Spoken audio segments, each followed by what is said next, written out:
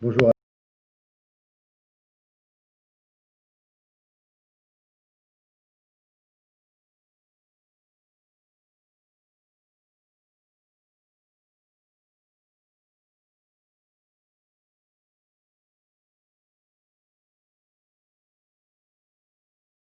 Qui sont totalement inefficaces, qui ne fonctionnent pas, qui sont voire même peut-être dangereux. Donc je vais essayer vraiment de vous aiguiller sur un sujet et un trauma que l'on voit de façon récurrente, forcément sur les sports de combat, c'est l'hémorragie nasale. L'hémorragie nasale, qu'on appelle aussi l'épistaxie en termes médicaux, cette hémorragie nasale ou saignement de nez, il existe des techniques efficaces sans forcément une multitude de produits qui fonctionnent très bien. J'ai pu, au cours de mes 4 années au SAMU et de mes 20 années de pompier, voir un petit peu pas mal de choses, ce qui marche et ce qui ne marche pas, et l'adapter au sport de combat, et ça fonctionne très bien. Donc, on rentre dans le vif du sujet. Le boxeur rentre et à la minute de repos et hémorragie nasale, tout simplement. Donc il va falloir dans un premier temps déjà l'asseoir. Pourquoi? Parce que déjà quand on soigne debout, c'est compliqué en fonction de la taille. S'il est plus petit que vous, ça va être difficile. S'il est vraiment très grand, c'est pas évident non plus. Donc l'idée c'est de l'asseoir. Comme ça on peut se mettre à son niveau, on le voit bien et ça nous permet de pouvoir être efficace. Et pourquoi on l'assoit? Parce qu'on agit sur la tension artérielle. Une tension artérielle est différente entre le fait d'être debout, le fait d'être assis et le fait d'être allongé. D'accord? La tension artérielle, ça fonctionne sur le flux sanguin. Donc forcément, c'est pas le même à partir du moment où on est dans des positions différentes.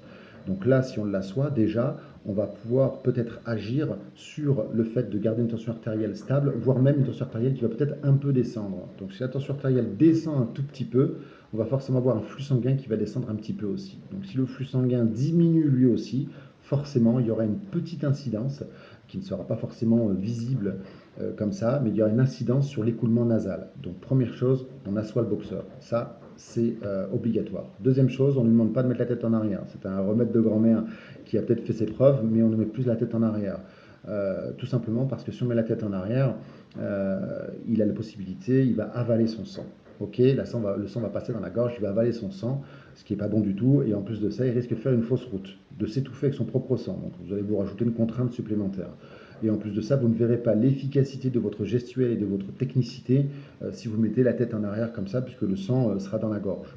Donc l'idée, c'est qu'ils mettent la tête légèrement en avant, vous prenez une compresse propre, on évite de prendre, si possible, encore, on voit trop souvent des serviettes qui ont servi à tout, à essuyer le ring, à essuyer le sol, à essuyer la transpiration, à mettre sur l'épaule, et on lui met après sous le nez pour qu'il se mouche dedans. C'est pas terrible.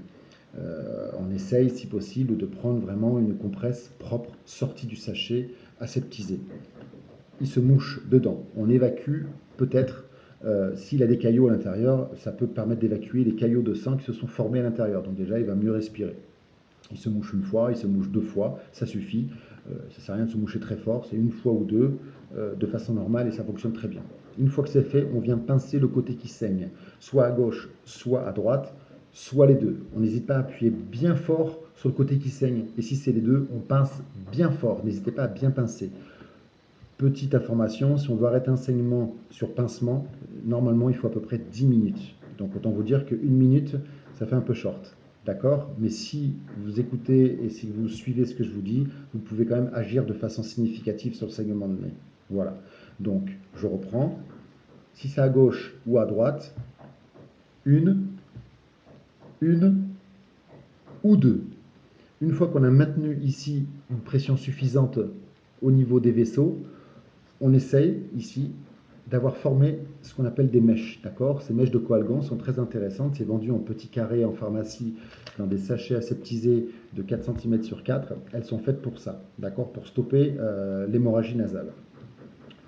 Petite parenthèse encore une fois, ces cotons-tiges, on les voit souvent être utilisés pour mettre dans la fosse nasale du combattant. Moi, j'évite de les mettre. C'est mon avis, c'est pas forcément le meilleur, mais pour les avoir testés, je préfère 100 fois ce coalgan qui est souple et qui va pas faire mal au boxeur, il va pas le sentir. Ça, c'est rigide et on peut lui faire très très mal en montant très haut comme ça. Ça peut lui faire vraiment très très mal. Donc moi, j'évite d'utiliser ça pour ça. Et dans un deuxième temps, tout simplement, une fois que c'est mis à l'intérieur, les caillots de sang qui n'ont pas pu s'évacuer quand le boxeur s'est mouché vont peut-être se fixer sur le bâton. Et là, dans ce cas de figure, lorsque vous allez le retourner rapidement, excusez-moi, lorsque vous allez le retirer rapidement du nez du combattant, à tout moment, vous retirez les caillots de sang avec, et l'hémorragie nasale reprend de plus belle. Et tout le travail que vous avez fait en amont est anéanti. Alors que si vous utilisez une mèche comme celle-ci de Coalgan, à l'intérieur souple, et que vous retirez délicatement, il ne vous arrivera pas le même souci qu'avec ça. Donc moi, ce que je peux vous conseiller à mon avis, utilisez plus des mèches de Coalgan que des bâtonnets dans la fosse nasale. Une fois que c'est fait, on reste pincé, on met une mèche ou deux mèches dans le nez et on reste. On continue d'essuyer un petit peu le sang.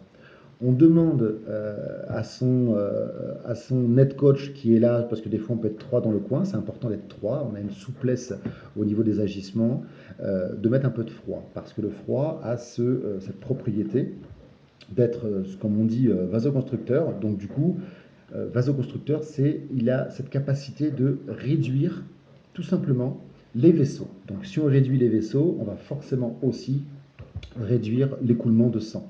Donc n'hésitez pas à mettre du froid, c'est très important et ça marche bien. Ça marche vraiment, vraiment, vraiment bien.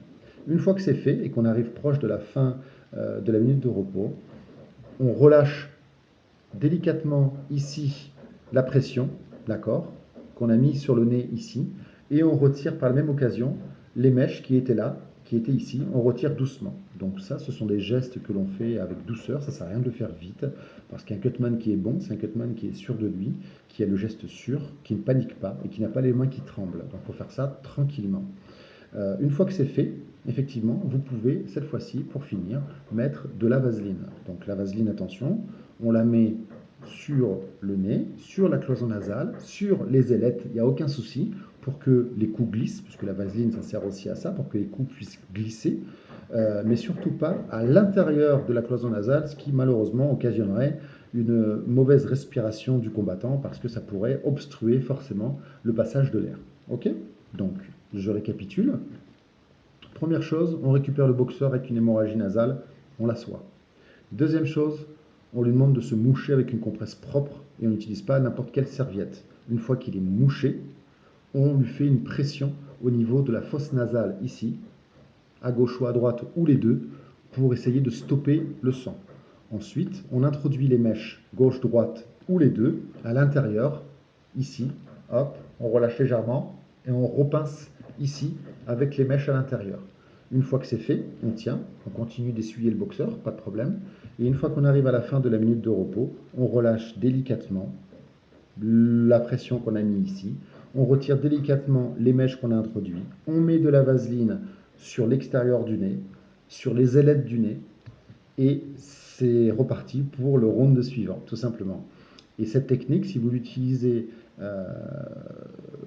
surtout au long terme d'un combat, vous pouvez emmener par expérience jusqu'au bout du combat sans que les choses ne s'empirent.